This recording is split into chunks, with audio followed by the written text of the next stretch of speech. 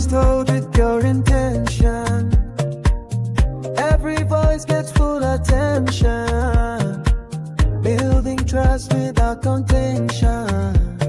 Stronger through our connection. From La Videa to the diaspora. No gimmicks, just real data.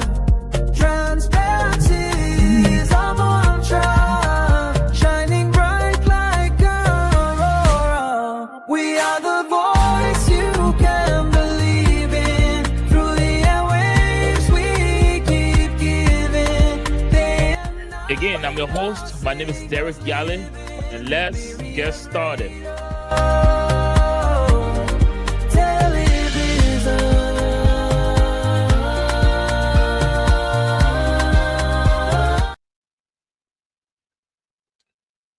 Good afternoon, ladies and gentlemen. Welcome back to the Liberia Radio and Television Network. And thank you for rejoining us. If you were here last week on a two-part discussion where we on the issues of opioid, the misuse and of it, and the danger it poses in our community. And again, this is the Liberia Radio and Television Network bringing you this all-important informative discussion in collaboration with the Multicultural Services in Darby County, in Philadelphia, and Delaware County. I'm sorry. Again, if this is your first time joining us, this is the Liberia Radio and Television Network, and we're here every Wednesday bringing you the horizon, but this is an extension for discussion we started last Wednesday, part 2 of it. So last week we talked about the understanding pain and also understanding opioids and understanding medicines. We had our guests here telling you so much about it, how to store them.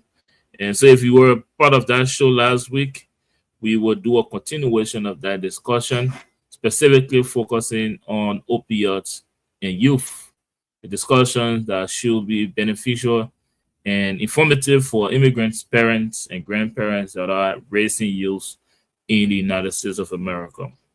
Before we get to introduce our guests for this show, let's talk about the Multicultural Services Foundation. We will have a guest from that organization here, the Multicultural Community Family Services. I'm sorry, I keep saying it wrong. So we'll have the guest shortly join us to talk more, but let's just go over a brief description of what they've been doing. They are immigrant-funded and minority-led profits located in Upper Darby with a history of serving families in Delaware and Philadelphia counties since 2003. MCFS, as it's called for short, was funded to bridge cultural and language gaps between African immigrants arriving after years of civil war. Today, the MCFS provides a lot of services in their jurisdictions, and they also facilitate advocacy, citizenship preparation, and interpretation services. So, but we'll have our guests on to give us more on the Multicultural Family Services. But before we do that, just to go over what we're here for, we started a conversation on opioid last week. We learned the benefits of medicines, and we also learned how to properly store them, not to overdose them. We learned about places you can go to dispose of them. And today we will continue our conversation on specifically understanding opioids and youth in our immigrant community. My name is Derek Yale. I'll be playing host and moderator here today. But again, welcome back to LRTN. Stories told with pure intention. Every voice gets full attention. Building trust without contention.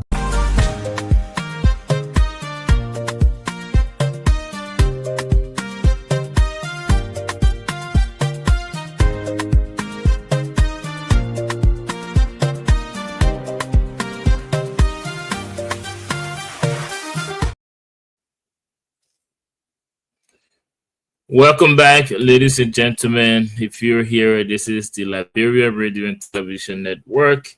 We are a local media institution right in Northeast Philadelphia. where we run our operations from. We have our office open in Liberia for business as well.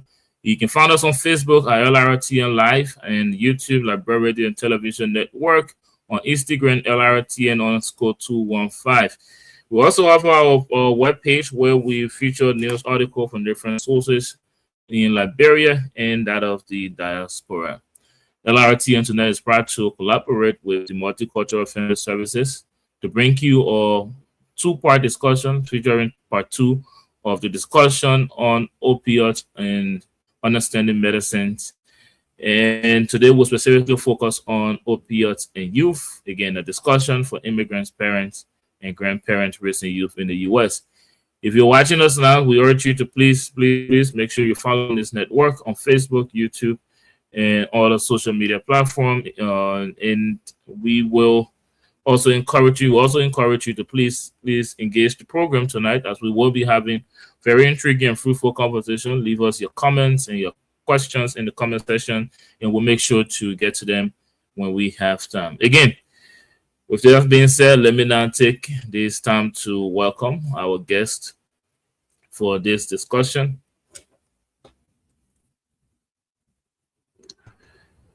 Thank you very much. We have Ms. Portia Kamara, Dr. Augustus Family, Ms. Donna Smith. Let me welcome all of you to the Liberia Radio and Television Network and to the second part of this discussion. Today, specifically focusing on opioids and youth for immigrants, parents, grandparents raising youth in the United States. You guys are familiar face with the network, but again, I'll do this over to give you guys the opportunity to better introduce yourself and just talk about MCFS, Multicultural Family Services, and just talk to our audience about it. Again, welcome to the show. I'd like to start with you, Ms. Portia Kamara. For some reason, I keep coming back to you first. But anyways, welcome to the show.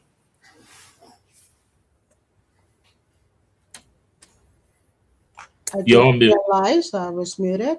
Thank you, Derek. It certainly is a pleasure to once again be a guest on your show. I am Portia Kamara, and I serve as one of the co-founders and executive director for the Multicultural Community Family Services. We are located in Upper Darby, Delaware County, and proud to be an immigrant-led and immigrant-serving organization since 2003. We're celebrating our 23rd year of supporting our community. The Multicultural Community Family Services is a very rooted organization that is embedded in the very fabric of our county, Delaware County, particularly within the Upper Darby area. For many in Radioland, you may not know that Delaware County boasts an immigrant population of close to 60,000, representing about 13.8% of the population here in Delaware County. And in Upper Darby, where we are located, the population of our diverse immigrant demographics span close to 25,000, or between 22 to 25, and some would say that is an undercount. And those demographics represent languages that are spoken in our community from representing over 200 ethnicities, and close to 50 to 75 countries very easily. And so we find it truly an honor to be of support, working within the Black and Brown community predominantly, but serving all Caucasians, Black and Brown. And again, as I said, it is an honor. We serve in primarily 4 or 5 needs-based area. One is home care, where we work with our seniors and individuals who are intellectually or physically disabled, and we support them with the provision of in-home services. We also serve in the area that supports food insecurity. We have many within our community that face food insecurity every single day. And in response to that, we many years ago started the operation of a food pantry and known as the Calabash Food Pantry. And that pantry provides supplementary food for many within our community, helping them to meet that need and fill that gap. We are pleased to be supported by the Share Food Program as well as Fill Abundance, local supermarkets, individuals, and other faith based organizations.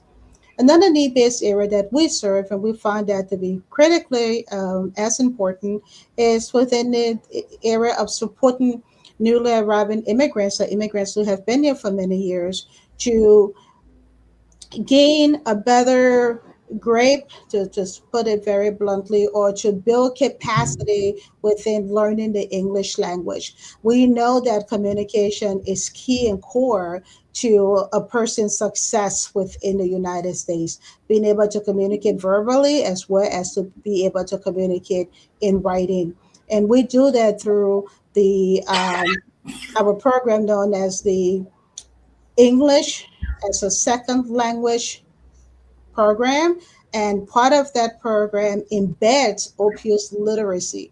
So, as our new immigrants are coming and wanting to learn English, they are also learning about the dangers of opioid misuse, medical prescription sharing, and how to better take care of themselves.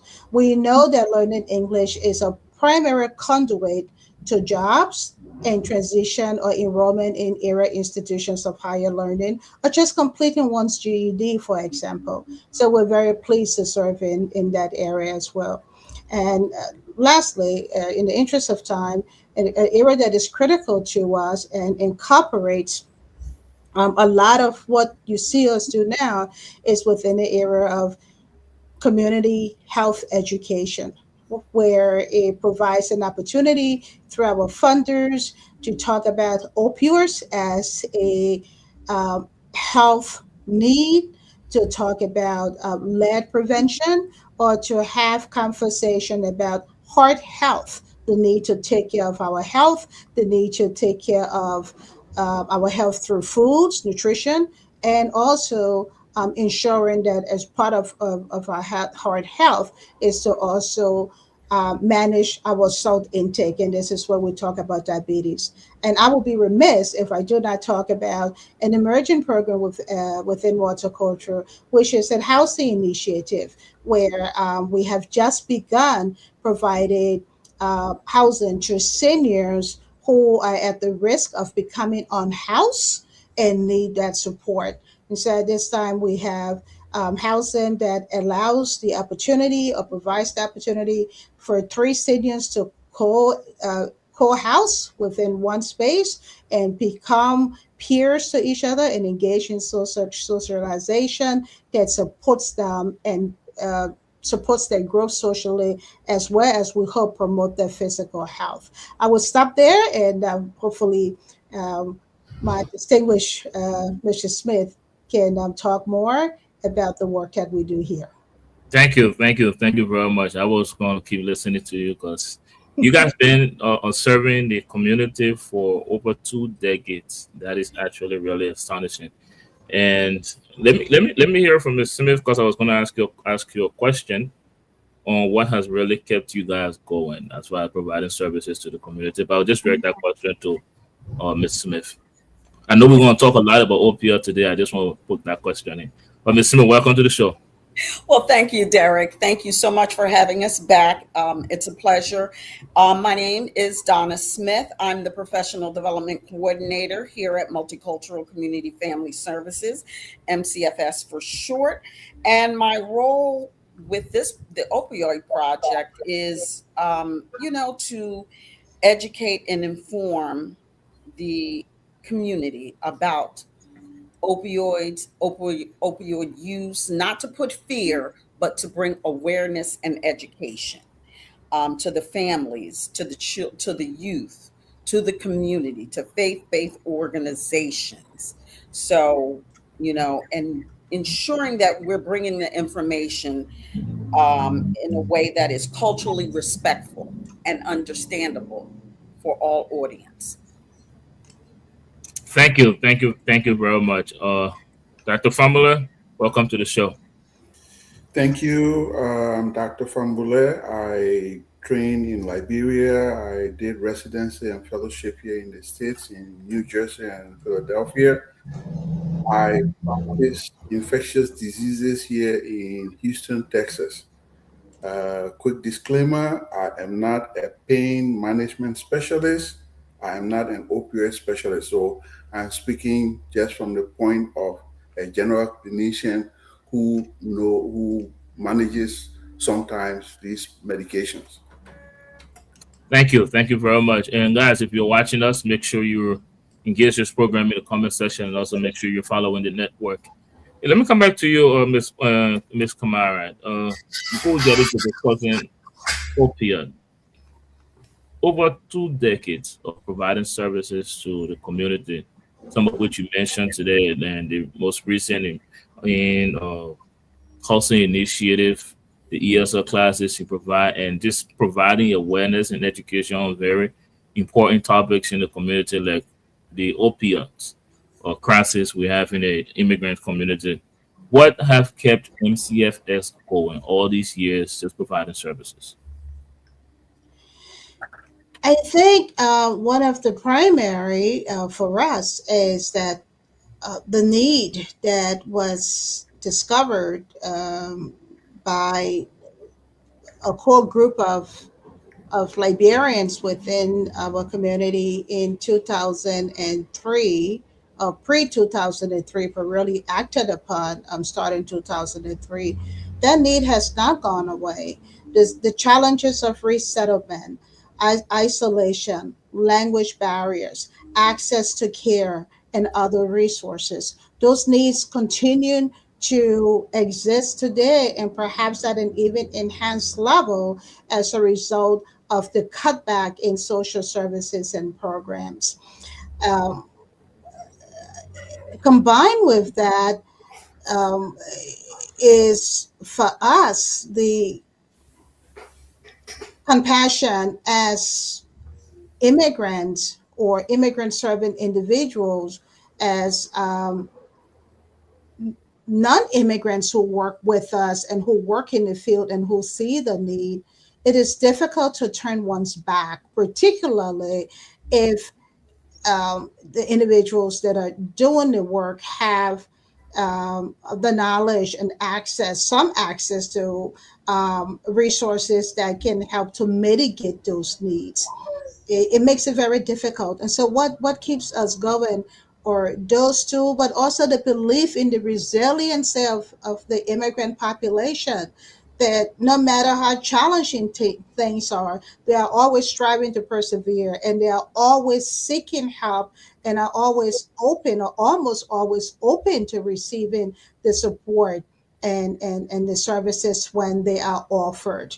I think also what has kept us going is the genuine compassion expressed by members of the of the non-immigrant community who see the need and are willing to respond to it, whether they are individual donors or they are legislative stakeholders or they are faith-based institutions or businesses that are out there who are open to responding to those needs and thereby making it possible for either in kind or financial resources to come to bear to be offered to support those resources. So I think collectively you can say it is a myriad of individuals and entities that uh, have contributed and kept us going.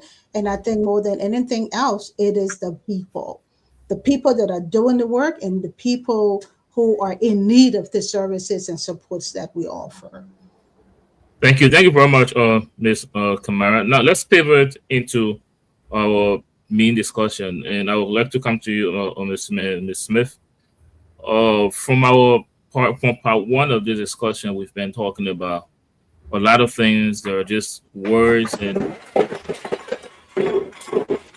I'm sorry. We've been you've seen a lot of words. We've been hearing opioids, fentanyl, overdose, counterfeit pills. And just for the sake of our audience, if you can just break that down and just help people understand what those words are before we get into how the meat of our conversation here today? Sure.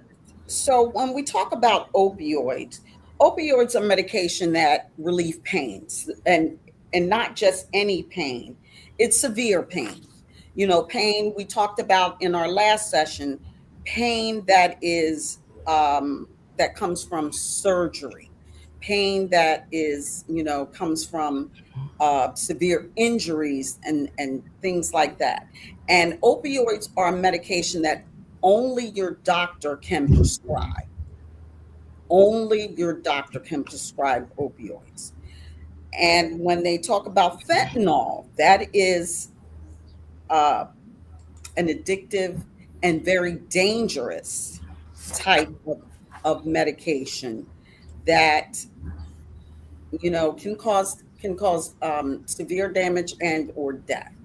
And we'll dig into a little bit more information about those types of medications and what they can do to us and how they can harm us. Then thank you. Dr. Famler, is there anything you'd like to add to the use of those words? Like, I think Ms. Smith already did a brilliant job, but just want to like drag it on to you and see if you add anything to it. Well, as she correctly said, opioids are very powerful pain medications that act directly on the brain to relieve severe pain. They are meant to be used in cases of severe pain, such as one may experience after surgery or major injury, or in chronic conditions where the pain is severe and not easily relieved by other pain medications, such as those who have some terminal cancer. Um, the One of the effects of opioids is that they cause what we commonly say in lay term a high, a euphoria, and therefore it has an addiction potential, especially if it is misused or if it is used for long periods of time. And because it acts on the brain, it also have other effects such as suppressing your respiratory system, and most of the damages that result from opioid misuse or abuse is from that effect. Thank you. Thank you very much, uh, Dr. Famler and Ms. Smith, for that. For defining those words and just expanding on them so that our listener can better understand them. Now, the opioid crisis, just to provide education again, I have to come back to you, Ms. Smith, because I took a note here. You provide education and awareness, and I'll go to Ms. Kamara. So just talk to us briefly about the history of opioids in the United States, and I will come to you, Ms. Kamara, on why youth are especially targeted and why we should put and main focus to youth, especially in the immigrant community. But let's start with Ms. Smith on the history. So, thank you. That is a great question. And a lot of times we don't really realize that it has a deep rooted history. The opioid crisis in the United States didn't happen all at once. It grew in stages and waves. Especially, you know, the first wave began in the 90s when opioid pain medications were widely prescribed. And many people became dependent on them, and these medications became much more available.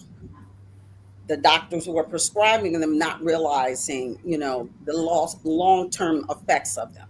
And then there was a second wave that came when many people who had became dependent on the prescription opioids turned to other drugs, such as heroin, after having those prescription pills, and they became harder to get. So then there was a third wave, and that was driven by illicit manufactured fentanyl, which fentanyl can be mixed with many other drugs. And I know Dr. Femble can talk a little bit more about that, but fentanyl is much cheaper to produce, much more potent than any other opioids. And the fentanyl that made overdose rise sharply. So now we are, in that fourth wave. And in this phase, fentanyl is often mixed with other drugs, including stimulants and other substances. And this increased the risk, and people became more dependent and not knowing exactly what they're taking. So a lot of things were happening within this, these waves. That was the unknown, and people became so dependent on other drugs and looking for illicit drugs. And we'll talk a little bit more about that. Thank you. Dr. Fumler, do you want to talk more the fentanyl since Ms. Smith mentioned that? As she mentioned, fentanyl is just a very powerful synthetic opioid. It's more powerful than morphine, which is the strongest of the semi-synthetics.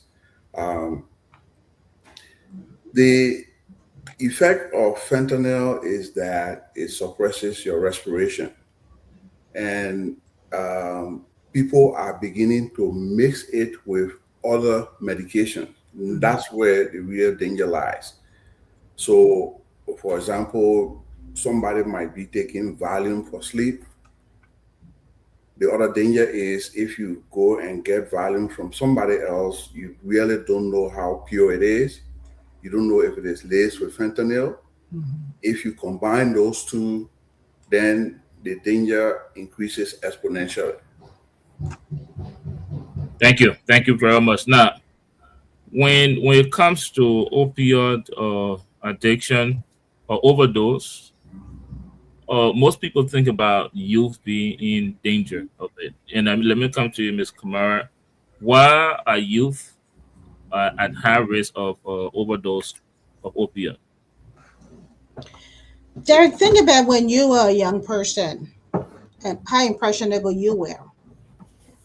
When you had that core youth peer group, how you as a young person, I in my 20s or my teens, wanting to be accepted by my peer group, wanting to not feel like I was an outsider. So when you think about what makes it so dangerous, is because young people are very impressionable. Young people want to please. Young people want to be accepted.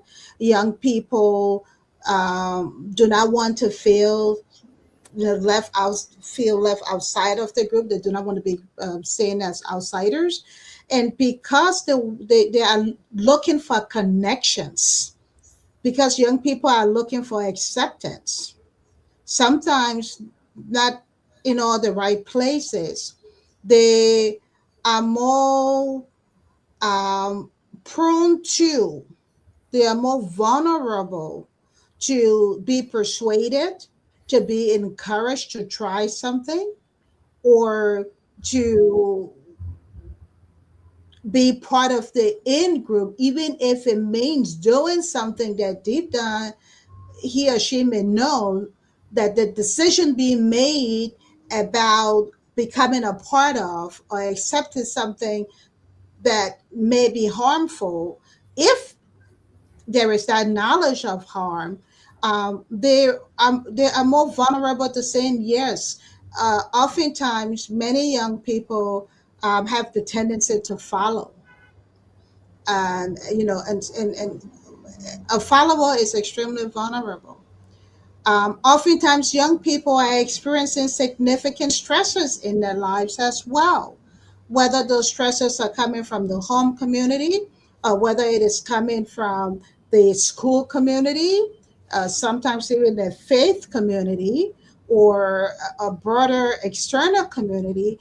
Those stresses place such burden on young people that they find or seek outlets uh, that make them vulnerable to persuasion or persuasive decision making.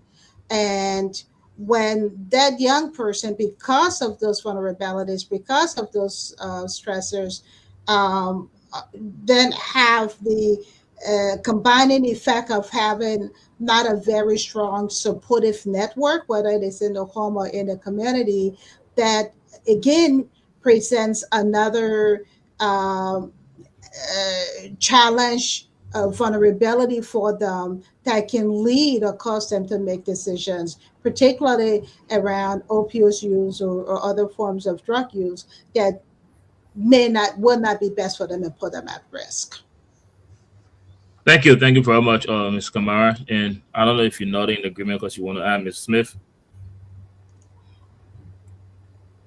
Almost couldn't get off mute. Thank you, Derek. Yeah, and to, piggyback off what Ms. Kamara is saying, a lot of times, and we know, we all take some kind of medication at some point in our lives.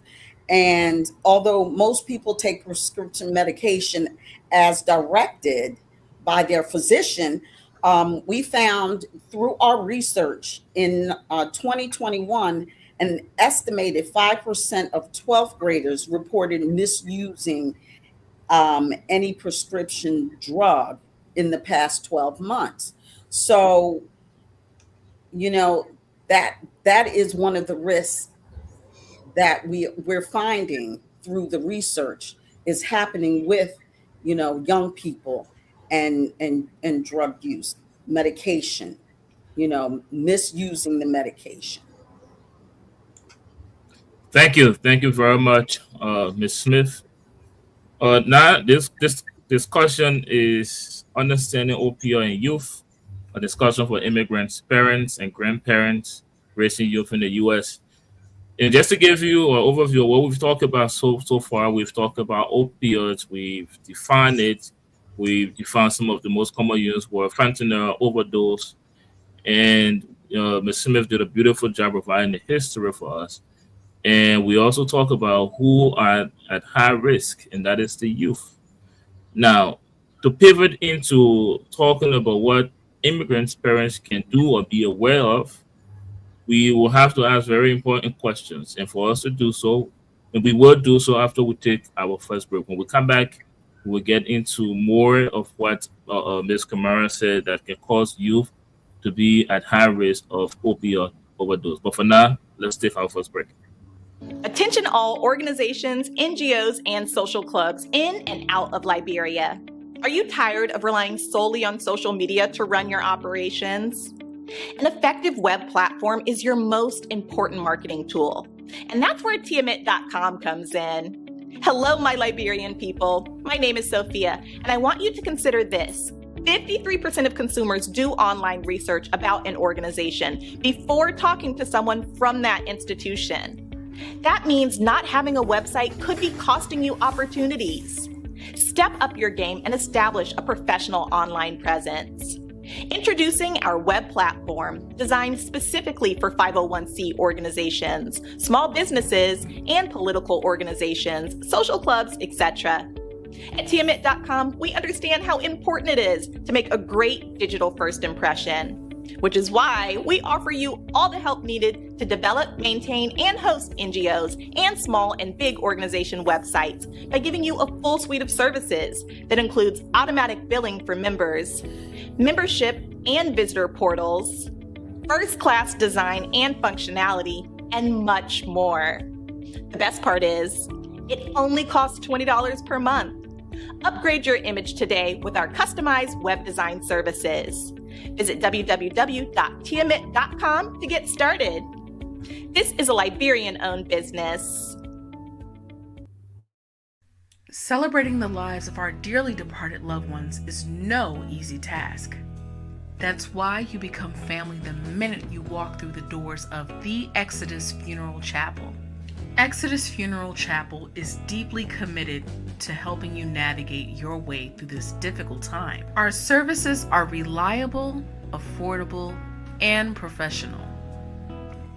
Call us, visit our website, or feel free to stop by in person for your consultation. At the Exodus Funeral Chapel, we believe in the dignity of your loved ones. Empathy and respect is the goal of our staff. Exodus Funeral Chapel. Empathy, respect, and dignity.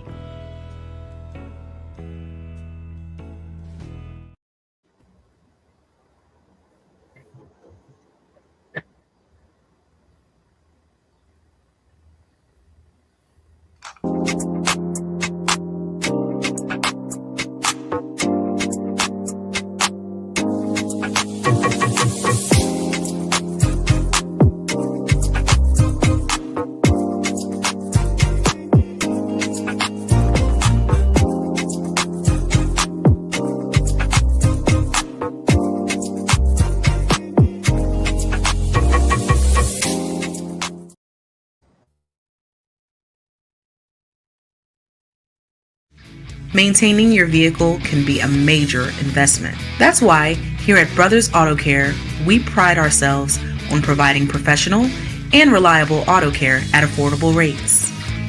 Whether you need an inspection, new brakes, or diagnostic reports, our skillful and experienced mechanics are here for you every step of the way. Call Brothers Auto Care now to schedule your next auto maintenance and repair service. At Brothers Auto Care, we help you drive home with peace of mind.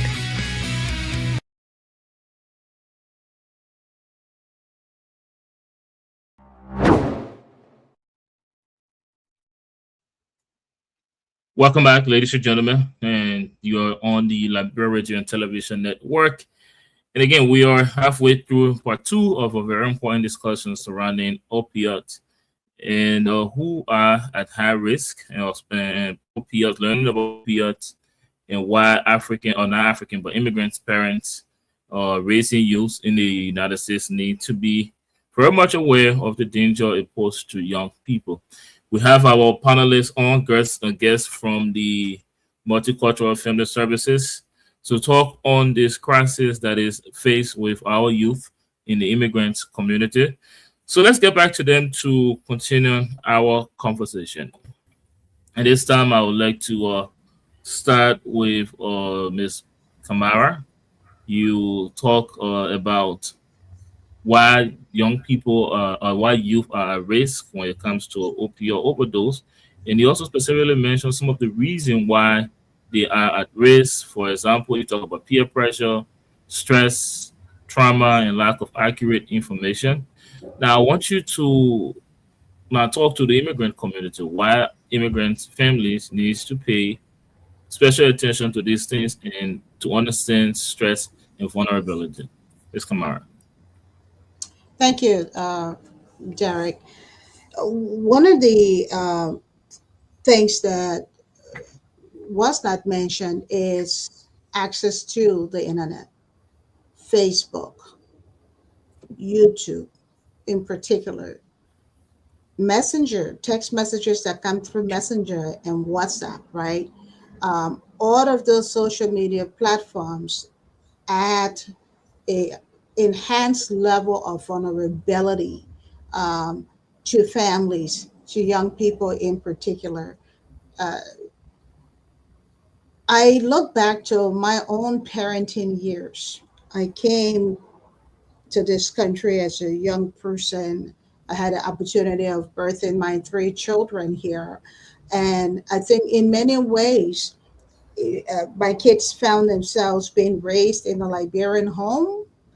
And when they went out there, they were in another world. I think on occasions I would say to my children, when you are in our house, you are in Liberia. In other words, the Liberian mode of parenting applied here. Now, my children would be the first to tell you or say to me later on over the years, Mom, thank you for not being the typical African parent. And for a while, it made me to feel good, even though I did not fully understand all of what that meant. But to a certain level, I sort of knew. But that pride was washed away very quickly over the years as all adult children now we will sit around the dining room table when we all came together to eat. And they will go back telling stories of as much as they knew their parents loved them, there were times when they were not able to fully express themselves without being reprimanded or without being told you are a child, you listen, don't speak. As much as my professional work as a social worker helped me to mitigate those things in my home, there were variations or times when I became the typical African parent. Today, my daughter told me several times and reminds me now that she's going to write a book about growing up in a Liberian household. I hope to some extent that book is going to be complimentary. But I shared my story, I hope, to say that immigrant youth whether they are from the African community, the Caribbean community, the Asian community, experiences experience similar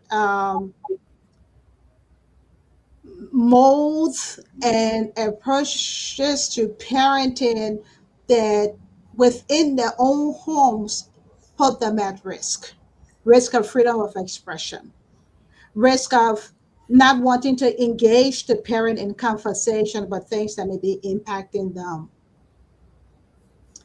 And so they then look for an outlet, and oftentimes that those outlets are for people outside of their homes, outside of the quote unquote support networks.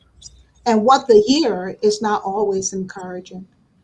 And so, what puts immigrant youth at risk and immigrant families at risk? Because if a youth is at risk and a youth is engaged in, for the purposes of our time together, in the use of opioids or alcohol, other drugs, the entire family gets put at risk. And that is compounded by stigma. When families, parents, the adults begin to feel, I brought my child to come and learn, and now they're making me shame, right? They on drugs, they're abusing alcohol, they're using opioids. I mean, I use the word opioids, but it was said they're taking the medicine too much, and it can make them feel some kind of way. The people would think I'm a bad parent or I'm not good. So right there, that the stigma of thinking and feeling that the use of opioids, even though they may not know that word, but misusing the medicine, taking them more, using drug has now become a moral failure for them. So it puts that entire family system at risk.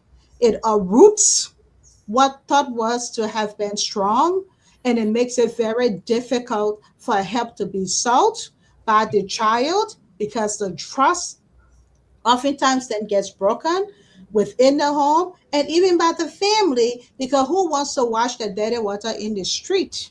As we say, if you wash your dirty water in the street, it will be too dirty for the people to see it. You do not want the people to see your dirty water. So we all sit in silence, we suffer in silence, and the problem grows. And that is very, very serious. And our hope is that by engaging in these kinds of conversations, we are stepping out of our comfort zone and stepping out of what are the expectations of our cultural norms, not to talk about it, to begin to talk about it, normalize the conversation so that help can be sought. Thank you very much, Ms. Kamara. I'd like to come to you, Ms. Smith, with a question. Or we mentioned that youth or immigrant youth are at high risk of opioid overdose. Now we talk about it from a family setting, and what about those people or those from a single parenthood or no parent or just basic parent? Since those youth are at high risk, and what services or multicultural what help or multicultural family services providing for those youth from those type of homes, single parents or no parents or just really basic parent? What help is there for them? That is a good question, Derek, and thank you for asking. What we're doing here at Multicultural Community Family Services is we're providing families with education and awareness first and foremost, because that's important. And dispelling the stigma is so important because we have a hard time talking about things like this. And as Ms. Kamara mentioned, we don't want to air our dirty laundry outside. So we're bringing information like this to families, whether you're a single parent or whether you're a two-parent household. We hope to not only bring awareness and education, but to provide resources where parents can go to get their families, their children help. They can call us, they can email us, go on our website, and we can refer them to the right people the right support organizations to get the help, the counselors. And with Mrs. Kumara's background in social work, you know, she has that ability to make those connections.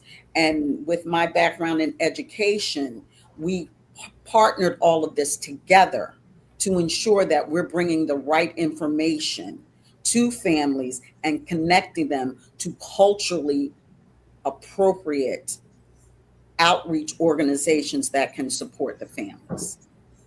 Thank you very much, Ms. Smith. Let me bring this question over to you, Dr. Famble, about warning signs. We've talked about youth being at high risk, but talk to us about some of the warning signs that we can look, that parents, guardians, can look forward to, can pay attention to from their young ones. Before you actually answer the question, I'm sorry, let's recognize the presence of Mr. Dennis. Just do a very brief introduction. Welcome to the show, Mr. Dennis. Thank you, Derek. Thank you. And good evening, everyone. Thank you very much. Thank you for joining us. And I apologize, Dr. Famula, for interrupting you after I asked the question, but go ahead. The issue of recognizing whether a youth has been exposed to opioids or is using opioids, that's probably something the social workers will quickly recognize, but we as parents in general, you know your children. If you begin to see a child begin to suffer with regards to school attendance or doing their schoolwork, that should raise concern. Personal hygiene begins to suffer. The child who used to be clean, you begin to see that they no longer clean themselves or clean their room. That should be a warning sign. They want to be in secret. They isolate themselves from the family. They just want to be in their room. They don't want to interact with the family or, friends. Those should be warning signs. There are other physical signs, such as frequent complaints of illnesses that never used to be there: constipation, nausea, vomiting. Sometimes complaints that you can't explain. Those should all raise concern. I mean, I don't think there are many of us who call our children to look at their eyes to see if their pupil is very small, which is a typical sign of opioid use. If I may digress from that just a little bit to talk about overdose. Overdose occurs either they prescribe you a medicine and you take too much of it at one time that you were not supposed to, or you take it too frequently than you were supposed to. So the typical dose of an opioid might not cause you a problem, but if they prescribe you 1 milligram and you tell yourself, if I can take 1 milligram and it's helpful, maybe I should take 2 milligrams, it'll be more helpful. The more you take, the more you are at risk of suffering an overdose. The second thing I should point out is overdose, that's, if you use it too frequently or you take more than you're supposed to take. But in the elderly, as we age, the way our body gets rid of substances we take in is not as good as when we are young. So the typical dose, let's say 1 milligram of a particular medicine that I take, that will wear away in about 3-4 hours. If an elderly person takes the same dose, it will last longer. Therefore, if an elderly person takes it more frequently, the more likely they are to suffer an overdose. So those are important to recognize. Thank you. Thank you very much, Dr. Famula, for providing that education on overdose. Now, I'd like to pay attention to our comment section and just read some of the questions and comments coming from the comment section. What is the advice to children who do not feel comfortable discussing these uncomfortable topics with their parents? And I believe we have another comment.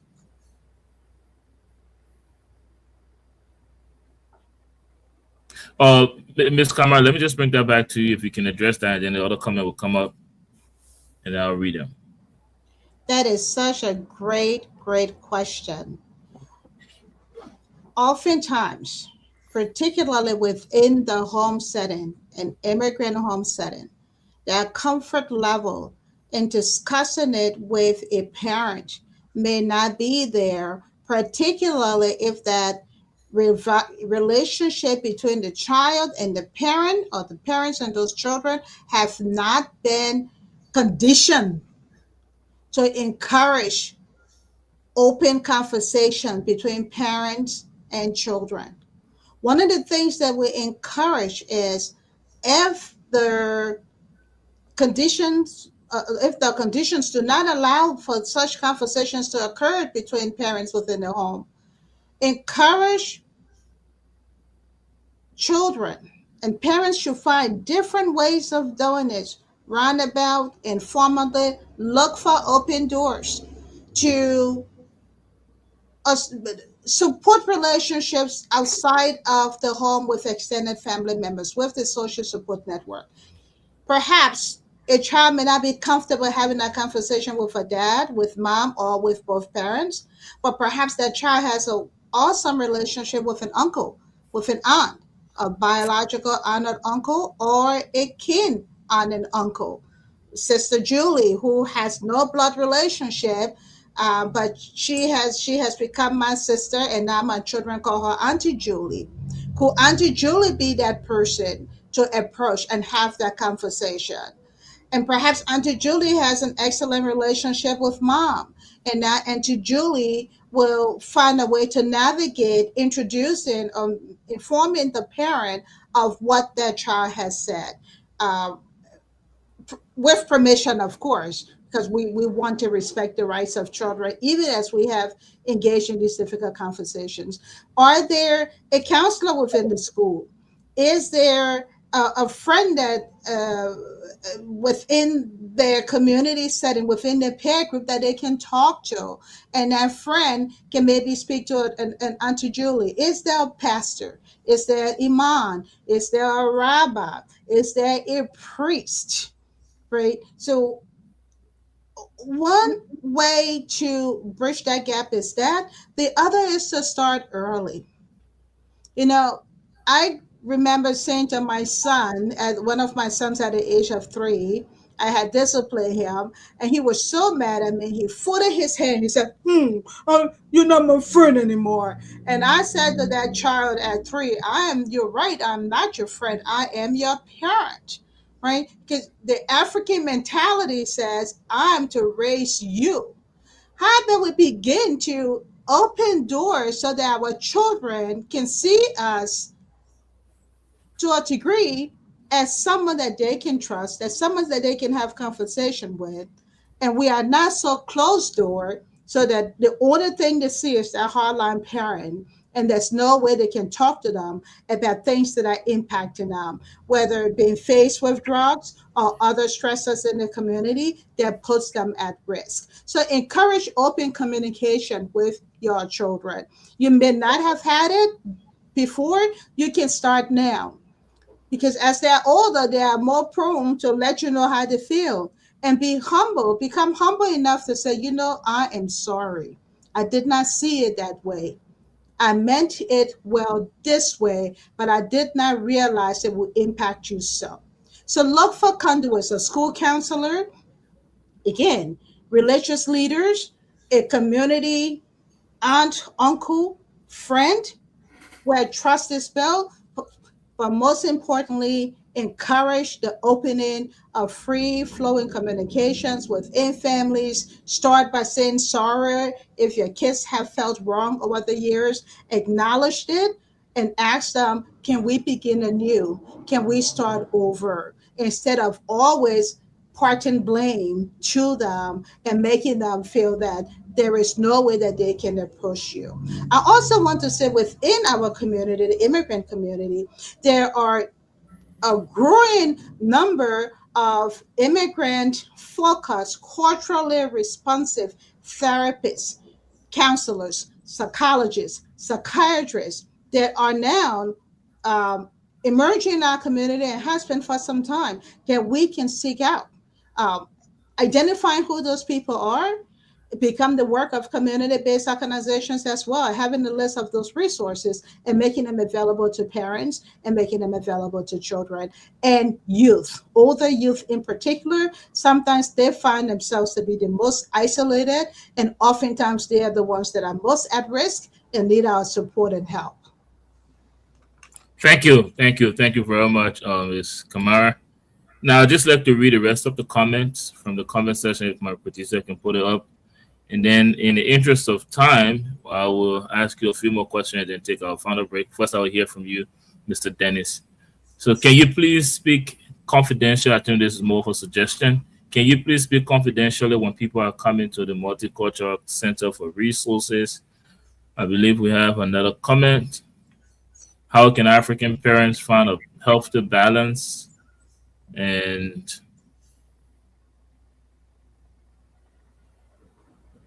what are some common examples of opioids? So let me hear from you, Ms. Smith, on that, and then I will ask, and then I will hear from Mr. Dennis after that. Could you repeat the questions, please? Yes. Can you put the question back on the screen? What are the signs that parents should be looking for? Okay. Repeat all of the questions. Or this is the next one. Can you please speak confidentially when people are coming to the Multicultural Center for Resources? And the last one, what are some common examples of opiates? Well, I'm going to let Dr. Fambula speak on the signs, but yes, you can come to Multicultural and speak, and everything is confidential. You know, we don't share any information. When you need resources, we provide you with the resources and direction. Everything is definitely confidential because we understand the sensitivity of the topic or the issue. And Ms. Diana, Mr. Derek, if I can add to that, we want to let our audience know that the Multicultural Community Family Services is a recognized 501(c) organization. We are bound by the laws of the states, of the state that is of Pennsylvania, as it relates to serving our community. We are also bound by confidentiality outside of the medical field and within the medical field, HIPAA, as we all know. But we have served hundreds of community residents over the years. And I would be remiss to say that I have heard where an individual has told someone else, came back to the Multicultural Community Family Services and said, I said something here to you, and you took it out and you told it to the other people, and now everybody knows. No, that is not acceptable. That is not allowed. Morally, it is not. Ethically, it is not. By state regulations, it is not. And we must protect and we must uphold what is shared with us, because that's how organizations become trusted serving organizations of their community. That is how we gain the public trust, or an organization gains the public trust. Because if the public trust is not there, an organization is not going to be sold out, regardless of what services an organization is providing. And that is what we like to say. We are embedded and rooted in our community, and we want to believe at multiple levels that the Multicultural Community Family Services does have the public trust. Thank you very much, Mr. Dennis. I'm sorry for keeping you silent the whole time, but let's hear from you. No, I just want to apologize for coming this late. But again, I'm happy to be here. The information is very, very resourceful for our community. Mrs. Kamara and I have come a long way, and we've worked on projects and, doing my leadership here in Pennsylvania as president. And one thing we did in the past was what we alluded to, is that getting the parents involved and the parents knowing who to contact and how resources that are available to the community. Now, our problem in the immigrant community is that our people are able to reach out for information, and information sharing is very important, particularly to the topic that we are discussing now. So, we in the past we try to make sure that we explain and over to the family, to parents, that what you tell me as a clinician, regardless of me being Liberian community president, regardless of you knowing me, being a family member, it's confidential. And I'm bound to hold on to that, to keep it to myself. And we have done it in the community, and that's how we gain trust. So I think multicultural is one of the trustful, reliable organizations I have seen in the Liberian community, in the immigrant community as a whole. So we are encouraging the parents to get involved and get to know their kids, get to know their family members who are in need and who will benefit from this process.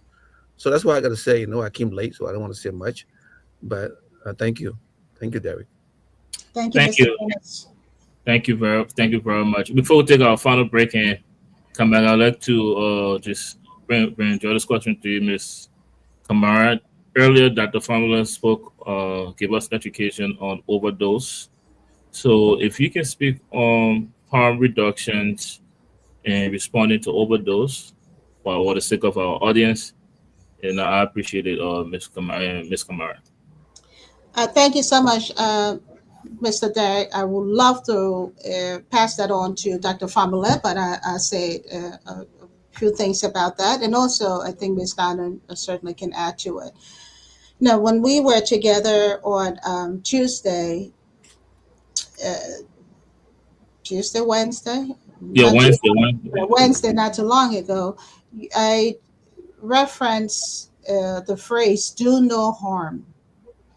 I think one area of harm reduction is to uh, begin by making a commitment to ourselves as members of this community that we would do no harm. We say there is a saying in the Liberian community, but I'm sure everywhere, if you can't help them, don't hurt them.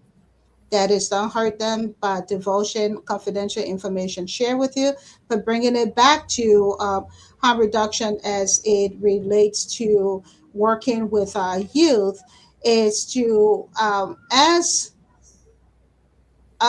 immigrant serving organizations, as leaders in our community, as clinicians in our community. Mr. Dennis talked about the many years that we have worked in a very impactful way in service to our community, and that's for another conversation. But we do no harm by starting, as it relates to our young people, by starting very on to creating opportunities for conversations to be started in the homes. So creating opportunities to say to them, it is okay to tell me the hardest thing that you think I would not want to hear. It is okay for you to be mad at me and say things to me even if I don't want to hear it. It is okay to let me know when you are hurting. It is to start very early and not wait for adolescent or not wait when your child is in their 20s.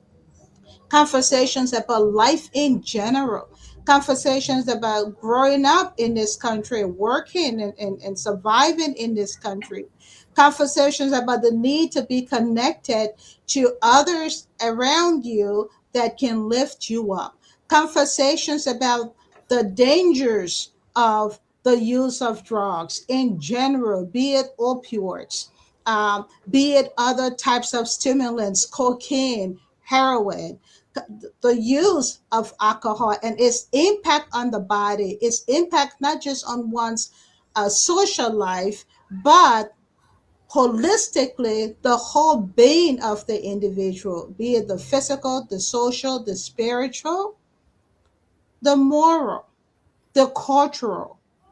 Having these conversations are key and making them aware of where they can go to seek help. That one, our representatives, not just within our community, but outside of our community, mean well. Seek help by going to the police. Seek help by going to your legislative leaders. In Delaware County, Senator Tim Kernan, Representative Jana Curry, and so much more. And those are the two names that come to mind. Within our community, we have Liberian leaders right here in Delaware County. Isaac Bantu in Upper Darby, a council member. Uh, Gerard Dar in Darby, mayor. Look for those conduits. Go to them, ask for their support. Go to community serving organizations and seek resources. Parents, do that. You are not alone. You are not alone. Let your children know it is okay to fail. Using drug is not a moral failure because we, through the support from our doctors, from behavioral therapists, from psychologists, can overcome. Becoming addicted or misusing opioids is not a moral failure. Let them, encourage them to seek help. Ms. Donna, I would appreciate you and Dr. Famila can add to that as well. Okay. Someone put up a question. What are some common examples of opioids? More commonly, we know morphine, we know codeine, we know some people who get addicted to cough medicines, which have codeine in it. You've heard of OxyContin, you've heard of Vicodin, you've heard of Norco, you've heard of Dilaudid. Those are all opioids. And as I mentioned earlier, as in the youth, if you begin to see the child disengage from activities they used to be interested in before, if they are sleeping more than usual, if they are unusually tired than they used to be before, they are missing school, they are not doing their schoolwork, they are not, keeping as clean as you used to see them. Those are all telltale signs, not just that they may be using opioids, but one of the things you should think about. Physical signs. Opioids cause drowsiness, cause dizziness, regardless of whether it's youth or elderly. Elderly are more vulnerable to becoming confused and falling and breaking bones, even if it is not an overdose. The most feared overdose sign of opioids is suppression of your breathing. So somebody becomes less and less responsive. They have difficulty breathing. If they are in the next room, you might hear them choking, gurgling. Those are signs of progressing overdose. And if it is not corrected early, can result in death or brain damage. And if I may add, when you talk about seeking help, and I want to just put a little insert here on prevention, and I want to read this verbatim. Someone wrote, I also want families to remember that prevention is not only about saying, do not do this. Prevention also means building trust. Prevention means learning the facts, and it means storing medicine safely, ensuring that medicine is out of the way of children, young children, adolescents, and even young adults. When we talk about harm reduction, those are some basic steps that we can do to promote harm reduction. And lastly, if I may add to what Dr. Famila said, in addition to all of the things that he mentioned, another likely sign would be theft occurring in the home, money disappearing, right, from a parent's wallet or from a drawer, or things being missing from the home. And it may be that the user is taking the money to go and buy the opioids, or selling items from the home to purchase opioids. So I think it is very important that parents become aware of the different signs that can present themselves when a young person is at risk of is either using, misusing, or at risk of becoming addicted or is already addicted. Thank you very much. Ms. Smith, would you like to add? Sure. And there are so many things. We're not here to frighten anyone. It's to honestly bring awareness, helping to educate ourselves as parents, as grandparents, as community members, bringing that awareness because, our children are out in the world, and a lot of times the world affects our children. And as much as we teach them, they're learning a lot of things from the outside. So it's so important for us to be aware of all of these things. Not saying that you don't trust your child, but pay attention to the telltale signs that were mentioned. The physical signs, the warning signs, things that paraphernalia that could be in their room, in their backpacks and different things like that. Paying attention to the internet use, paying attention to the sites that they're on when they're searching the internet, because Ms. Kamar mentioned earlier that, a lot of things happen on the internet, on social media. You can purchase things on social media, and one of those things is drugs. So just being aware, not making everyone frightened or anything, but bringing education and awareness. That is the important thing. And then having those courageous conversations with our children, with our family members, with the community. And I'm sorry, Derek, if I may add here, and we really want to encourage this, is for families who have young adults, adolescents, or even older adults in their home that may be using or may be addicted to opioids within the LRT and Radioland, want to encourage you reaching out to your health department, to your legislator within your county or within your borough, and ask them for a Narcan box. I will stop there because I always botch the pronunciation. Ask them for Narcan and keep it in your home. Because when a family is faced with overdose of a loved one or by a loved one, Narcan can be used to bring them back, if I may say that. And Ms. Donna, I would really encourage you to talk a little bit about that. But again, stigma, no. Why I keep that in my home, then they say I got drug trial, I'm not doing it. Do not buy into the stigma. Do what you need to do. Know the facts, get the knowledge, keep available on hand what may be needed to support you, and always seek help when it becomes needed by calling 911. Thank you. Thank you very much, Ms. Smith. Guys, this is the Librarian Television Network bringing to you part 2 of our discussions talking about opioids and youth, and we have specific focus on immigrants, parents, and grandparents. Again, if you missed the first part of this discussion, we air it on Wednesday, but you can find it on our page on Facebook, and also you can find it on YouTube on our YouTube page at Liberian Radio Television Network. With that being said, we will take our final break, and when we come back with a very summer question, and then I'll give you guys the opportunity to close out. Again, this is the Liberian Television Network. Continue to engage with the program, and we will see you after our break. In our community, we help each other.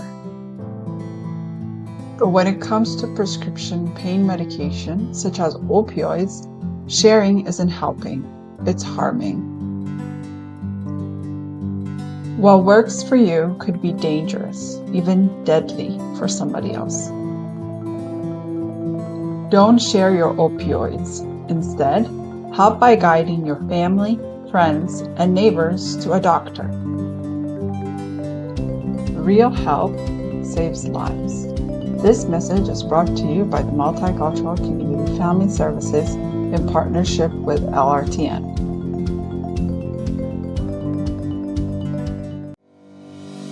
Did you know 1 in 4 patients who take opioids long-term become addicted? Opioids are strong pain medications like oxycodone, hydrocodone, or morphine. They can help with pain, but they can also lead to addiction and overdose. Take the medication only the way your doctor tells you to take it. And never share them with your family, friends, or neighbors. Know the risks. Stay safe. This message is brought to you by the Multicultural Community Family Services in partnership with LRTM.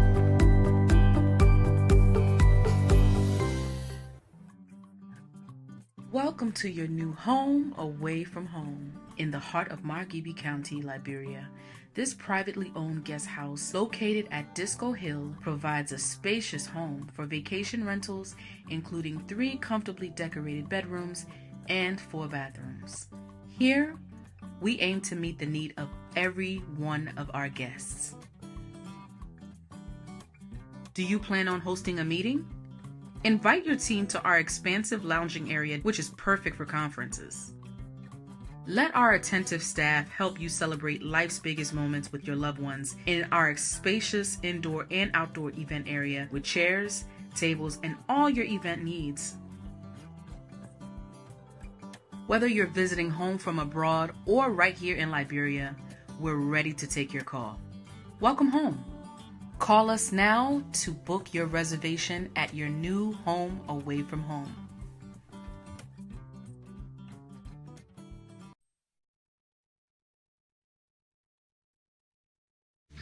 Maintaining your vehicle can be a major investment. That's why here at Brothers Auto Care, we pride ourselves on providing professional and reliable auto care at affordable rates.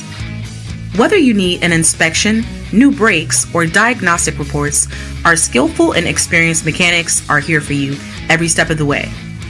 Call Brothers Auto Care now to schedule your next auto maintenance and repair service. At Brothers Auto Care, we help you drive home with peace of mind.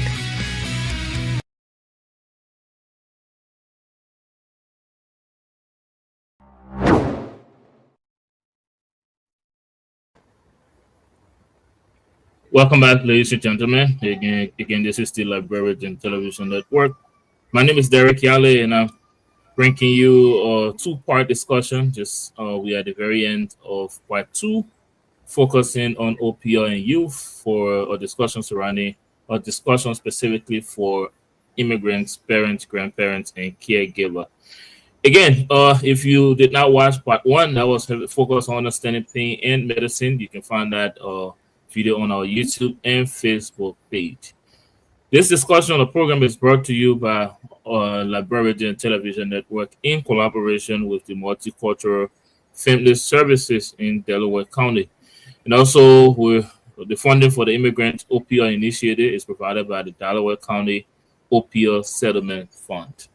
With that being said, again, I'd like to go back to our guest for this program and discussions and just ask one final question. And after you guys answer, I would like for each of you to give your take on that question and then give your summary. Again, the question, we've had a 2-part discussion. So if there's one thing that you want for African, or not African, but immigrants, parents, grandparents, and caregiver to remember from today's and our previous discussion, what will that one thing be?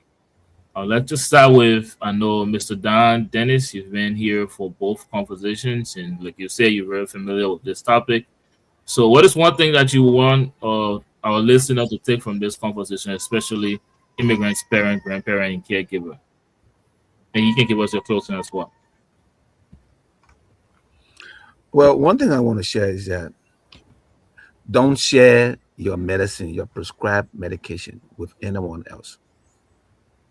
Don't share your medication. You can help them. You can refer them to a doctor, but don't share your prescribed medication with anyone, with your friends or family members. That's one thing I want to share. Thank you very much, Mr. Dennis. I was also hoping to get a closing. Go by the correct thing. Okay. All right. And that you said one thing I want to share, but that's one thing I want to share. And in closing, I already thought that Derek, we're going to add there should be part 3 to this. But if it's not possible, that's not bad. But this is very informative. This is where we want to actually educate our parents and to know that our kids needs us as much as we need them. So in order to prepare them for a better future, we must get to them now, get to know them now. You see, back in the days, the children, our parents would tell you, say, you will get to know the child that will take care of you in the future now when they are still kids. Because when they pass that stage and they become an adult, a young adult and adult, it's too late to say, oh, he gonna take care of me or she gonna take care of me, because you passed that stage. You didn't establish a relationship with them. And that's one thing that we, the immigrant parents, are missing out on. And Mrs. Kamara spoke to that. We need to get to know when the kid is not feeling well, when they're telling you the truth. When they're telling you, no, Dad, it wasn't me. You can say, yeah, that's my daughter, that's my son. He or she didn't do it. But when you try to have doubt, and they say, Dad, that's not me. And you say, you sure that not you? That not you?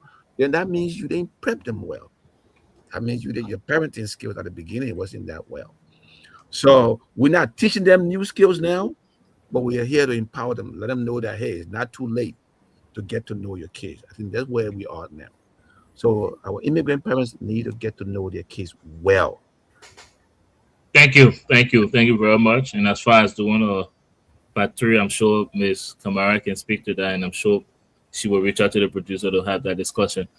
But let's hear from you, that family. You can give us your response to the question. What is one thing you want for you hope that immigrant parents and grandparents and caregiver remember from today's and our previous conversation? That the family can also give us a closing. Yes, with regards to youth and opioids, probably the most important thing is to know your child, begin to recognize when they are manifesting behaviors that are not usual. It's called substance use, not just opioids.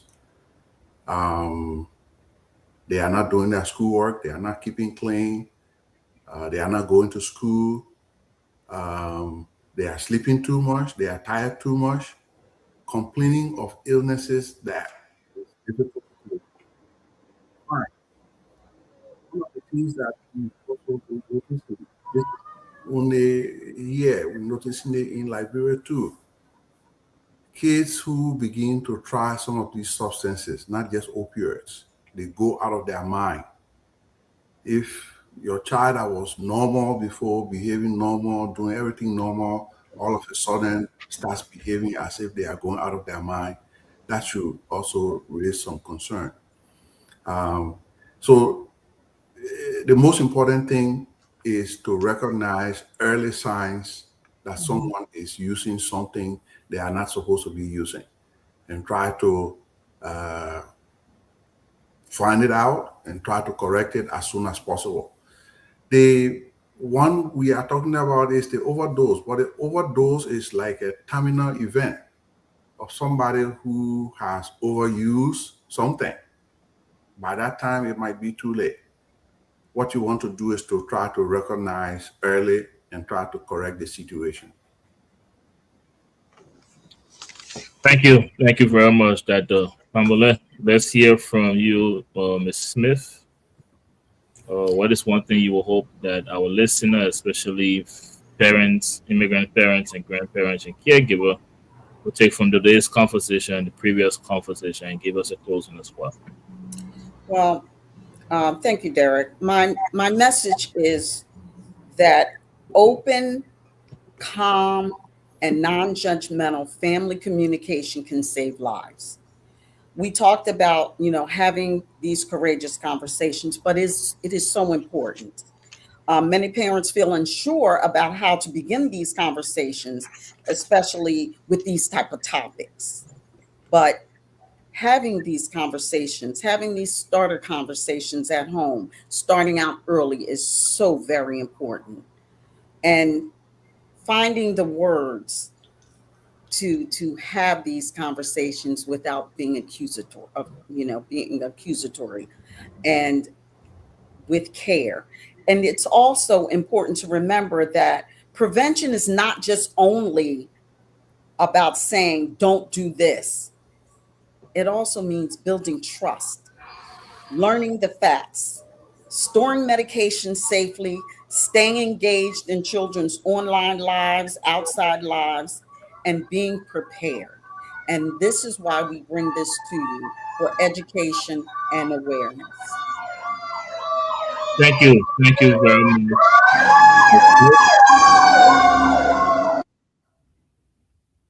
Thank you very much, Ms. Smith. Guys, if you're watching us, this is the Librarian Television Network. We'd like to join this podcast. Tamara, please give us a response to the question.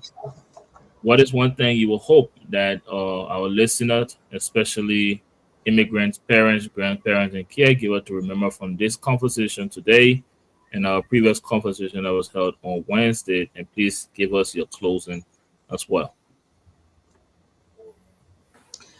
The one thing I would hope that our listeners can remember, both parents, other adult family members, and our youth. I want you to know that the intent, I-N-T-E-N-T, the intent of a thing can have a huge impact, either positively or negatively. Intent versus impact. An African parent in the home who intent is on parenting the African way, or an immigrant parent, the immigrant way, Caribbean, Asian way, the Liberian way. The intent of that parenting can have long-lasting impact on the child well into adulthood. An example of an intent: if a young child begins to tell you something, and you say, oh, I don't want to hear that. I told you not to tell me nothing. You always try to say something that I don't want to hear. The impact to that child is, or the message being sent, which creates the impact, is, oh, but I won't say anything to you anymore. Whether it happening to mean good, whether it happening to mean bad, especially if it is bad, I will not tell you anymore. Right there, a disconnect has occurred. So our intent to shut down a conversation early on can have that long-lasting impact of never opening the door for that conversation in the future. So before we respond, let's be careful. In other words, when engaging our children, let us practice to be responsive to them and not reactive to them. Becoming reactive often is negative. Being responsive can provide some wonderful learning opportunities. And lastly, I'd like to say this again to our parents, our adults, adolescents, and young people, older adults, especially our parents. It is never too late to start over. It is never too late to go back and re-engage your child, or re-engage your parent, or that adult in your life. And part of starting over oftentimes will mean having some very honest, hard conversations and be able to say, I am so sorry. I didn't know this hurt you like that. Whether it's coming from the parent to the child, or the young adult, the older child, or vice versa. It is never too late to start over and become once more, as it used to be sometime within the lifespan continuum, engage in a very positive, productive way with your child, with your niece, with your loved one, if you are a parent or a guardian. Today is an opportunity for a new beginning because there is help out there. There are resources as it relates to opioids and any other use within the field of what we're talking about. Seek help. Start today. Start now. Re-engage and love each other once more. If that has been broken. Thank you. Thank you so much, Ms. Portia Kamara. And thanks to all of you, panelists, Mr. Don Dennis, Dr. Augusta Fambule, Ms. Donna Smith. This has been a very fruitful, intriguing, and informative conversation from part 1 to part 2. And hopefully there will be more of these conversations in the future. But this is where we would like to draw the curtain to this conversation. It has been, for our audience, from giving their reactions to it, very informative information for them. And on behalf of the network, we would like to thank you for joining in providing this awareness for the community and especially the immigrants community. With that being said, go ahead. I'm sorry, Mr. Derek. I would be remiss if we do not acknowledge the Delaware County Department of Human Services and Community Supports, as well as the Delaware County Opioid Task Force that has made this, both having made this work possible. The funding to do what we do was provided by them. And we say thanks to them and the entire Delaware County community as well. Thank you. Thank you very much. Again, once again, thanks to those of you that are watching us, whether it's on YouTube, on Instagram, on Facebook. Thank you for your participation, for giving us your time for this 1 hour and a half and last Wednesday. And all of you panelists, I appreciate your support and thank you so much to the MCFS family and all of the sponsors. Again, it has been a pleasure having this conversation with all of you. Until then, I want to say have a pleasant good evening.